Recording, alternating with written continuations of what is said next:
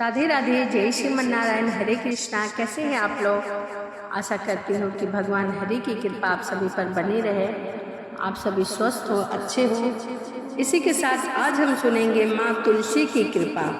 तो आइए ज़्यादा देरी न करते हुए कहानी को सुनते हैं। महिमा की माँ जानकी तुलसी माता की बहुत पूजा किया करती थी। एक दिन महिमा के माता पिता को किसी काम से शहर जाना था, इसीलिए वह जाते हुए तुलसी माँ की पूजा की सारी देखभाल, सारी जिम्मेदारी महिमा को दे जाती है। पर विधि का विधान कुछ और ही लिखा था। जिस बस से महिमा के माता पिता जा रहे थे, उस बस का एक्सीडेंट हो जाता है और हादसे में महिमा के माता पिता मारे जाते हैं। महिमा को अपने चाचा चाची के सिवाय इस दुनिया में और कोई नहीं था। एक दिन महिमा अपने माता पिता को याद करके बहुत ही रो रही थी। तभी उसके चाचा वहां आए और उसको समझाते हुए कहने लगे, महिमा बिटिया रोते नहीं है, देखो तुम्हारे चाचा जी तुम्हारे साथ हैं ना। मैं भी तो तुम्हारे पिता की ही तरह हूँ। तू यहाँ बैठकर ले गरम गरम जलेबी खा, मैं तेरे लिए लाया हूँ, ठीक है? तुझे अच्छी लगती है ना? इतने में ही महिमा की चाची वहाँ आकर बोली, अरे पागल हो गए हो क्या? इस अभागन के लिए कुछ भी लाने की ज़रूरत नहीं है। यह अपने माँ बाप को तो खा गई है, अब यह जलेबी खाकर क्या करेगी? जो घर में रूखा सूखा है वही खाने को दो, ज़्यादा सिर पर चढ़ाने की ज़रूरत नहीं है। अपनी पूजा बिटिया के बारे में इतना कभी नहीं सोचते। महिमा बोली, चाची मुझे भूख नहीं है, आप मुझे वह रोटी दे दो, मैं वही खा लूँगी। पहले मैं तुलसी में दिया जला दूँ, शाम का समय हो रहा है। माँ हमेशा संध्या के समय तुलसी में दिया जलाती थी और वह मुझे यह कहती थी कि सुबह शाम तुलसी माता की सेवा किया करो। चाची ताना मारती हुई बोली, खुद तो तेरी माँ ऊपर चली गई और तेरे लिए यह काम छोड़ गई। पहले घर के काम खत्म कर बाद में तुलसी में दिया जलाना और तुलसी की सेवा करना। महिमा शाम का खाना बनाती, सारा काम खत्म करके वह तुलसी में दीपक जलाती और वहीं तुलसी माता के पास बैठकर रोने लगती। रोते हुए वह कहने लगी, तुलसी मैया मैं क्या करूं? मेरे माता पिता के बिना दिल नहीं लगता, मैं उनके बिना बहुत ही ज़्यादा उदास हूँ, मुझे नींद भी नहीं आती। माँ कहती थी आप तो सबकी माँ हो। माँ मुझे बहुत डर लगता है, आप मेरे साथ रहोगी ना? महिमा आंगन में बैठी रो रही थी। तभी उसे तुलसी के पौधे में से आवाज़ आती है, महिमा डरो नहीं, जब तक मैं तुम्हारे साथ हूँ तुम्हारा कोई भी बाल बाका नहीं कर सकता। बेटी तुम बिल्कुल भी चिंता मत करो, तुम्हें जब भी कोई परेशानी हो मुझे याद कर लेना, मैं तुम्हारी मदद करने आ जाऊँगी।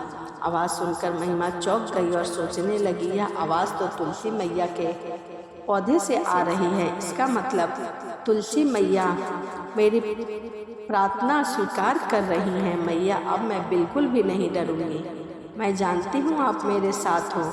महिमा तुलसी माता की आवाज़ सुनकर खुश हो जाती है और उसे यकीन था कि तुलसी माता का आशीर्वाद उसकी माँ के रूप में उसके साथ था। पर महिमा की चाची के स्वभाव में बहुत ही अंतर आ गया था।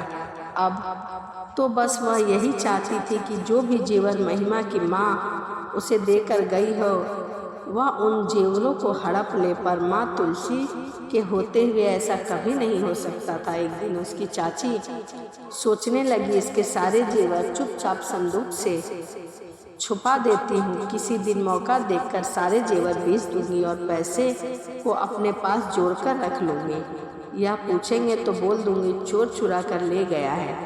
महिमा की चाची सारे जेवर संदूक में बंद करके ताला लगा देती है।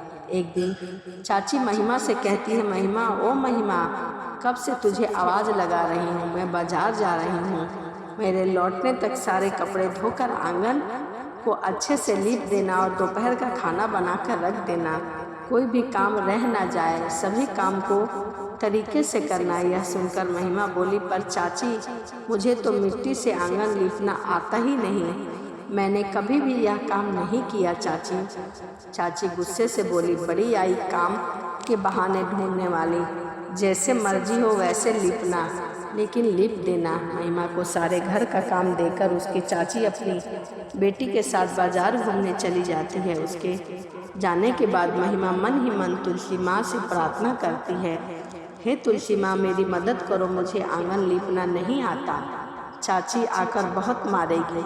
महिमा रोने लगती है। तभी उसके सामने तुलसी माता प्रकट होती है और एक साधारण स्त्री का रूप ले लेती है। वह उससे कहती है, बेटी तुम चिंता मत करो, लाओ मिट्टी दो, मैं तुम्हारा आंगन लीप देती हूँ। महिमा कहती है, माँ मैं जानती थी आप मेरी मदद करने जरूर आओगे। साधारण स्त्री के रूप में माता तुलसी मुस्कुराने लगती हैं। कुछ देर बाद महिमा देखती है कि माँ तुलसी ने कुछ ही पलों में सारा काम खत्म कर दिया। यह देखकर महिमा बड़ी हैरान होती है और कहती है, माँ आपने तो सारा काम चुटकियों में ही ख़त्म कर दिया। अब चाची मेरे ऊपर गुस्सा नहीं करेगी। माता तुलसी कहती है, बेटी अब तुम थोड़ी देर आराम से सो जाओ। महिमा वही तुलसी के पौधे के पास सो जाती है और देवी तुलसी वहाँ से अंतराध्य हो जाती है। महिमा की चाची जब घर आती है तो सारा काम निपटा हुआ देखकर हैरान रह जाती है। अब वह रोजाना कठिन से कठिन काम महिमा को देकर जाने लगती है, पर तुलसी माता आकर उसके सभी काम को कर देती हैं। एक दिन महिमा की चाची ने चोरी छुपे तुलसी माता को स्त्री के रूप में घर का काम करते हुए देख लिया। यह सब देखकर वह सोचती, यह बात है तभी मैं कहूँ महिमा इतनी जल्दी घर का सारा काम कैसे निपटा लेती है। यह किसी औरत की मदद अवश्य लेती है जो यहाँ पर इसके बदले घर का सारा काम कर देती है। कहीं ऐसा ना हो इसने पूरा घर ही लुटवा दिया हो, कोई भरोसा नहीं है। यह काम के बदले इसे कुछ न कुछ अवश्य देती होगी। एक बार संदूक में जाकर देखती हूँ, इसने कहीं जेवर तो इसे दान नहीं दे दिया। महिमा की चाची कमरे में जाकर संदूक देखती है जिसमें महिमा की माँ के सभी जेवर रखे होते हैं, पर संदूक में जेवर की जगह पत्थर थे। महिमा की चाची अपना सिर पीट लेती है और रोते हुए कहने लगती है, हे राम मैं तो लूट कर बर्बाद हो गई।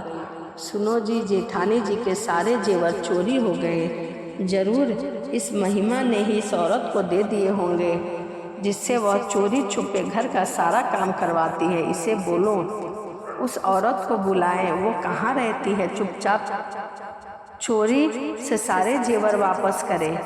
वह चोरी से लेके गई है। इतने में महिमा के चाचा बोले, यह तुम किसके बारे में बात कर रही हो? सुलोचना, महिमा घर का काम किसी और से करवाती है तो फिर तुम क्या करती हो? घर के काम तो तुम्हें करना चाहिए ना। मुझे कुछ समझ नहीं आ रहा।